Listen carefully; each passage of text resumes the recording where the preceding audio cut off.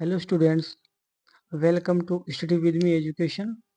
और आज हम मिक्स्ड क्वेश्चंस की क्लास करेंगे जो कि MP TET grade 1, grade 2, grade 3 और यूपी टेट और सी टेट सभी के लिए यूजफुल होगी। ठीक, तो पहला क्वेश्चन है हमारा, he has been working here dash 2018। Option इसका है, पहला है सिंस, दूसरा है फॉर, तीसरा है फ्रॉम और चौथा है बाय।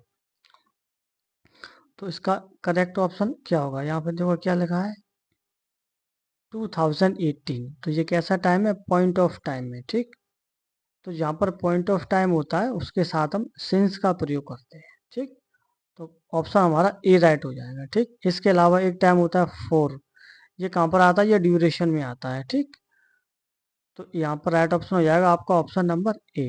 ठीक है, अब इसमें फोर कैंसिल, फ्रॉम ये भी कैंसिल और बाय भी कैंसिल। तो करेक्ट ऑप्शन आपका हो जाएगा ऑप्शन नंबर ए, यानी कि सिंस का प्रयोग पॉइंट ऑफ टाइम में आता है और फोर का प्रयोग ड्यूरेशन में आता है, यानी कि पीरियड ऑफ टाइम में होता है। ठीक है,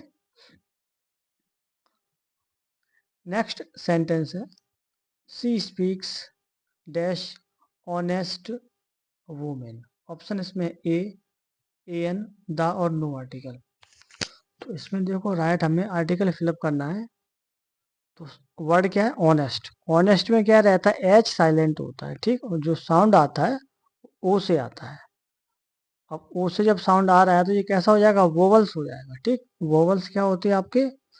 वोवल्स आपके होते हैं छोटे आ से लेके अंगा तक के जो भी अक्षर होते हैं ये सभी आपके वोवल्स होते हैं, और इसके साथ अपन ए एन का प्रयोग करते हैं।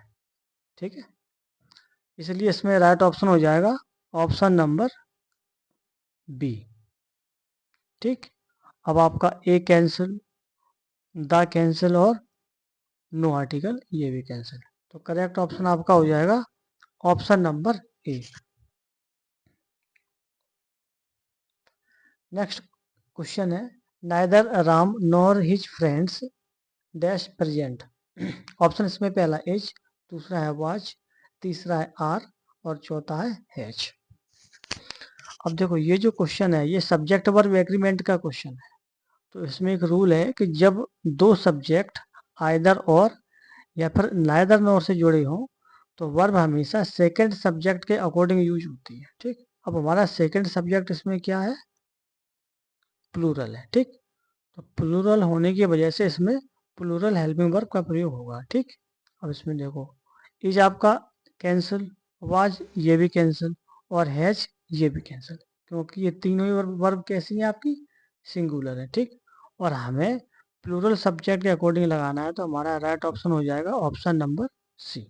ठीक, तो इस रूल को याद रखो कि जब दो नाउन प्रोनाउन आइदर और या फिर नाइदर नोर से जुड़े हों तो वर्ब हमेशा सेकंड सब्जेक्ट के अकॉर्डिंग यूज होती है। ठीक, तो सेकंड सब्जेक्ट हमारा कैसा है? प्लूरल है, इसलिए इसमें करेक्ट ऑप्शन होगा आर। नेक्स्ट क्वेश्चन है, the train dash before we reach the station. Option इसमें लीव्स लेफ्ट, हेड लेफ्ट और हैच लेफ्ट। अब देखो बिफोर के बाद जब दूसरा सेंटेंस किस में लिखा हो? पास्ट इंडेफिनिट में लिखा हो। किसमें? पास्ट इंडेफिनिट में। तो इसके साथ का जो सेंटेंस है ये किस में बन जाएगा? Past perfect. ठीक, यानी कि बिफोर के बाद का सेंटेंस पास्ट इंडेफिनिट में आता है, तो इसके पहले का जो सेंटेंस है वो पास्ट परफेक्ट में होगा। तो हमारा करेक्ट ऑप्शन हो जाएगा ऑप्शन नंबर सी। ठीक है, ए आपका कैंसिल, बी कैंसिल और डी भी कैंसिल। तो करेक्ट ऑप्शन आपका हो जाएगा option number C. Next question है, this work must be finished dash evening. Option इसमें पहला ऑन, दूसरा इन, तीसरा है बाई और चौथा है एट। तो इसमें करेक्ट ऑप्शन हो जाएगा बाय, यानी कि ऑप्शन नंबर सी आपका राइट। ठीक है, अब आपका A option cancel, B cancel और डी भी कैंसिल। तो करेक्ट ऑप्शन हो जाएगा आपका ऑप्शन नंबर सी, यानी कि this work must be finished by evening. Next question है, he is dash than his brother. ये डिग्री का क्वेश्चन है, ठीक। इसके इसके ऑप्शन है more interesting, most interesting, intelligent और वेरी इंटेलिजेंट। तो देखो जिस क्वेश्चन में देन लिखा हो उसके साथ कंपैरेटिव डिग्री का प्रयोग होता है, ठीक। तो इसमें करेक्ट ऑप्शन हो जाएगा ऑप्शन नंबर ए, ठीक है। बी आपका कैंसिल हो जाएगा, सी है ये भी कैंसिल और डी ये भी कैंसिल। तो करेक्ट ऑप्शन हो जाएगा आपका option number A. Next question है she said I am busy. अब हमें इसको क्या करना है, इनडायरेक्ट स्पीच में बनाना है।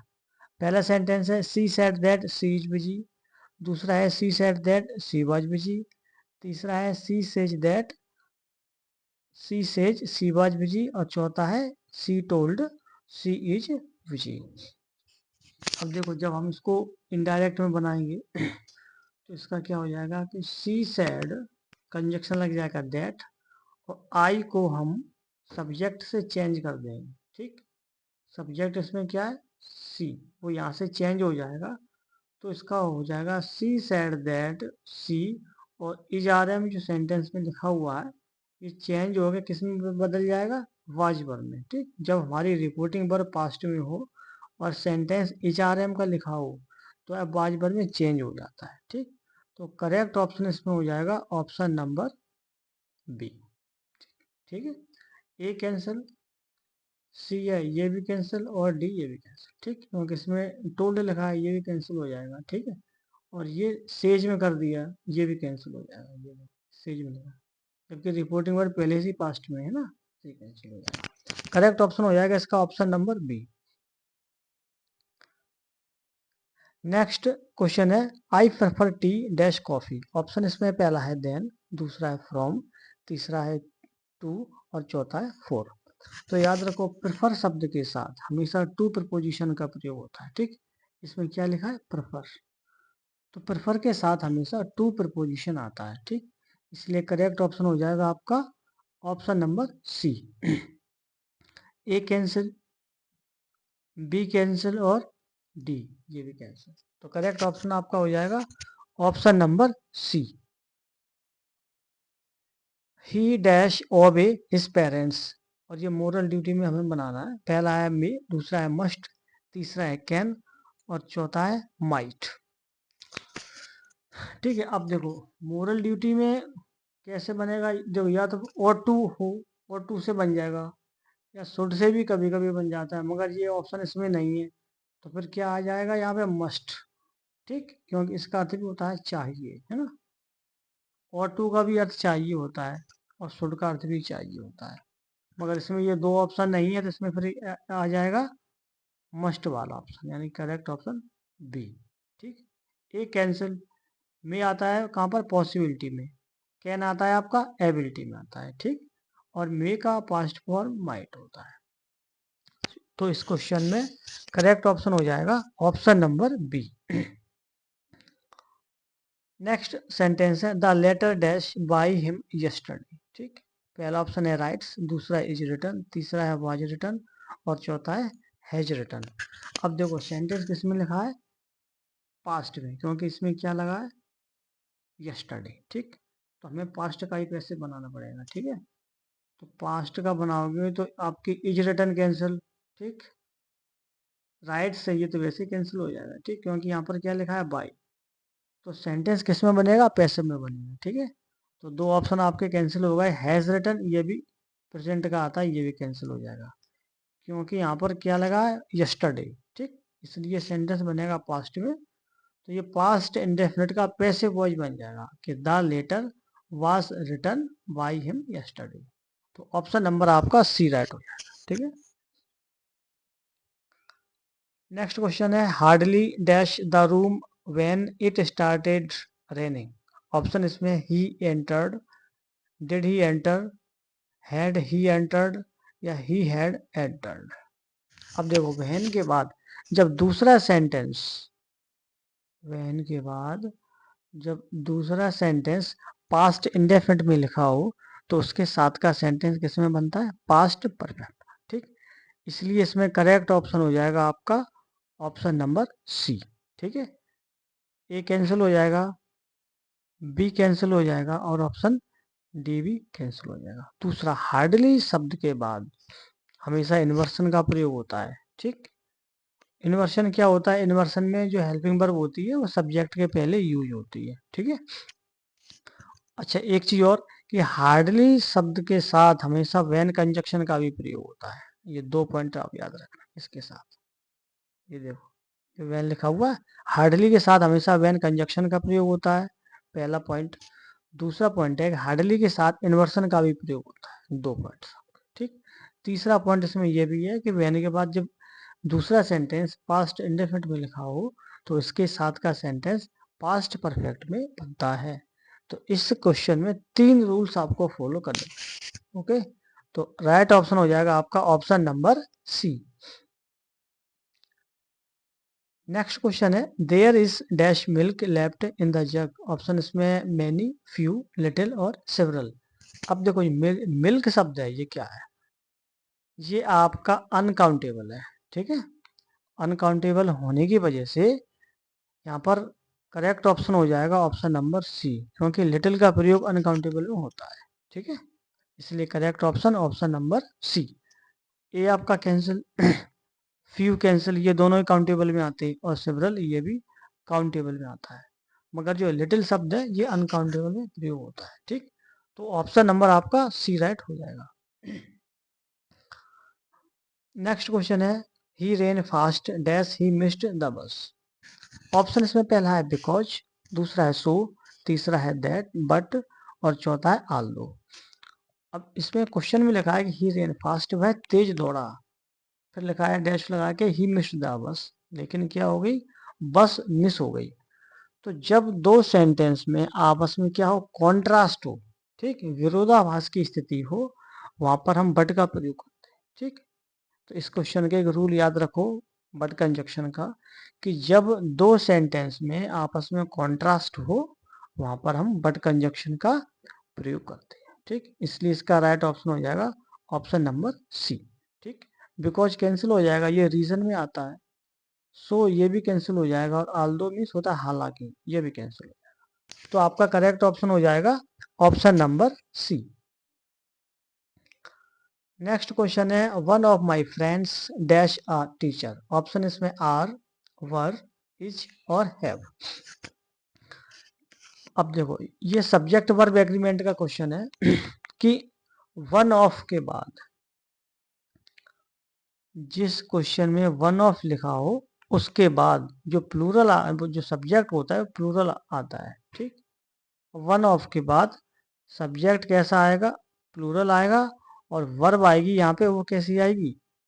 सिंगुलर आएगी। ठीक, तो ये एक आपका स्ट्रक्चर है सब्जेक्ट वर्ब एग्रीमेंट का, कि जिस सेंटेंस में वन ऑफ लिखा हो तो उसके साथ जो सब्जेक्ट होगा वो प्लूरल होगा, मगर जो हेल्पिंग वर्ब आएगी वो सिंगुलर आएगी। ठीक है, ये स्ट्रक्चर है। अब देखो, वर्ब कहाँ पर सिंगुलर है? ये इज। ठीक, तो करेक्ट ऑप्शन हो जाएगा आपका option number C. Are plural है, कैंसिल हो जाएगा।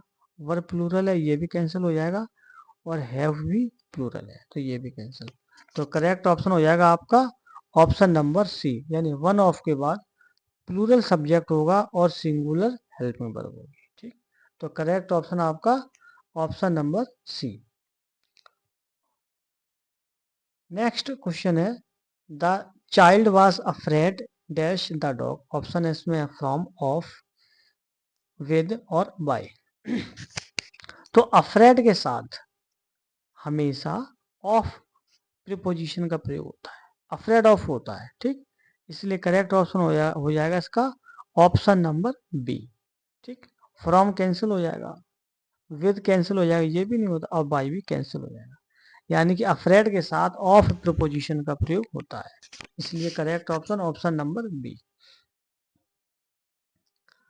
नेक्स्ट क्वेश्चन है she has been ill dash for 2 days। Option इसमें है सिंस, दूसरा है फ्रॉम, तीसरा है फॉर और चौथा है बाय। अब देखो इसमें टाइम लिखा है, टाइम कौन सा है? 2 days। 2 days, और 2 days आपका कैसा टाइम है? पीरियड ऑफ टाइम, यानी कि ड्यूरेशन। ठीक, और ड्यूरेशन है इसलिए हम इसमें किसका प्रयोग करेंगे? 4 का। ठीक, टाइम हमने दो प्रकार के बताए थे, जहाँ पर पॉइंट ऑफ टाइम होगा वहाँ पर सिंस का प्रयोग होता है, और जहाँ पर पीरियड ऑफ टाइम होता है, ड्यूरेशन होता है, वहाँ पर फोर का प्रयोग होता है। ठीक, अब इसमें क्या है, ड्यूरेशन आ रहा है, इसलिए हम इसमें फोर का प्रयोग करेंगे। ठीक, तो करेक्ट ऑप्शन हो जाएगा इसका option number C. A cancel हो जाएगा, बी ये भी कैंसिल, और डी भी कैंसिल हो जाएगा। तो ऑप्शन हो जाएगा आपका option number C. Next question है, he denied dash the money. Option इसमें है टेक, टू टेक, टेकिंग या टुक। अब देखो एक रूल है कि डिनाई के साथ, ठीक, डिनाई डिनाई के साथ हमेशा जीरंड फॉर्म आता है, ये रूल है। ठीक, क्या रूल है कि डिनाई के बाद हमेशा फॉर्म क्या आएगा, जीरंड फॉर्म आएगा, जीरंड फॉर्म। ठीक, ये आपका रूल है, इसको आप याद कर लेना। ठीक है, इसलिए इसका करेक्ट ऑप्शन हो जाएगा ऑप्शन नंबर सी। ठीक, ये आपका कैंसिल हो जाएगा, बी ये भी कैंसिल हो जाएगा, और ऑप्शन नंबर डी ये भी कैंसिल हो जाएगा। तो आपका करेक्ट ऑप्शन हो जाएगा ऑप्शन नंबर सी, कि डिनाई के बाद हमेशा जीरंड फॉर्म प्रयोग होता है। ठीक, और इसको अपन प्रेजेंट पार्टिसिपल भी कभी कभी कह देते हैं। ठीक, अब नेक्स्ट देखो, I wish I dash a word. Option इसमें एम, वाज, वर और हैव बीन। तो करेक्ट ऑप्शन इसमें हो जाएगा, वो हो जाएगा ऑप्शन नंबर सी। क्यों हो जाएगा समझो, कि आई विश के बाद, आई विश जिस सेंटेंस में लिखा हो आई विश, ठीक, तो समझ लो कि वह जो सेंटेंस है, और यहाँ पर क्या लिखा है वर्ड, तो वो जो सेंटेंस है वो किस में लिखा हुआ, इमेजिनेशन में। ठीक, तो जिस सेंटेंस में इमेजिनेशन हो कि काश मैं एक पक्षी होता, काश मैं एक काश मैं एक प्रधानमंत्री होता, काश मैं मुख्यमंत्री होता, ठीक है, काश मैं एक महान खिलाड़ी होता, जहाँ पर इमेजिनेशन होता है वहां पर हम वर का प्रयोग करते हैं। ठीक, भले ही सब्जेक्ट हमारा सिंगुलर हो, जहाँ पर वाज का प्रयोग होता हो, ठीक, मगर जहाँ पर इमेजिनेशन होगा वहां पर हम किसका प्रयोग करेंगे, वर का प्रयोग करेंगे। ठीक, सेंटेंस किस तरह से बनते हैं, काश में एक प्रधानमंत्री होता, काश में एक मुख्यमंत्री होता, काश में एक चिड़िया होता, है ना, इस तरह से। तो सेंटेंस में इमेजिनेशन होने की वजह से यहाँ पर वर्क का प्रयोग हुआ है। ठीक, इसमें इमेजिनेशन है सेंटेंस में, याद रखना। ठीक, जनरली हम आई के साथ वाज का प्रयोग करते हैं, जनरली हम आई के साथ वाज का प्रयोग करते हैं, लेकिन इस सेंटेंस में इमेजिनेशन है, इसलिए हम इसमें वर्क का प्रयोग करें। ठीक, इसलिए इसमें ए कैंसिल, बी कैंसिल, और ऑप्शन नंबर डी ये भी कैंसिल। तो करेक्ट ऑप्शन हमारा हो जाएगा इसमें option number C. Next question है, no sooner did the bell ring dash the students entered the class. Option इसमें है व्हेन, दूसरा ऑप्शन है T H A N than, तीसरा है T H E N then, और चौथा है एंड। तो याद रखो, नो सूनर, क्वेश्चन में क्या लिखा है कि नो सूनर और डिड, नो सूनर डिड के साथ हमेशा देन कंजक्शन का प्रयोग होता है, वो भी कौन सा then, T H A N वाला। ठीक, इसलिए करेक्ट ऑप्शन इसमें हो जाएगा ऑप्शन नंबर बी, कि नो सूनर डिड के साथ हमेशा T H A N then conjunction का प्रयोग होता है। ठीक है, ए आपका कैंसिल, सी है ये भी कैंसिल, और ऑप्शन नंबर डी ये भी कैंसिल। तो करेक्ट ऑप्शन हो जाएगा आपका ऑप्शन नंबर बी, कि नो सूनर डिड के बाद T H A N then conjunction का प्रयोग होता है। नेक्स्ट क्वेश्चन है, he is not dash honest dash his brother. Option इसमें एज, दूसरा है सो दैट, तीसरा है मोर देन, और चौथा है टू और टू। अब देखो हमें इसमें क्या है, डिग्री फिलअप करना है। ठीक, डिग्री कितनी प्रकार की होती है, तीन। कौन कौन सी, पॉजिटिव डिग्री, कंपैरेटिव डिग्री और सुपरलेटिव डिग्री। ठीक है, तो पॉजिटिव डिग्री में किसका प्रयोग होता है? सो एच का या एच एच का, वो आपकी पॉजिटिव डिग्री कहलाती है। इसमें केवल एक की बात की जाएगी, एक पर्सन की।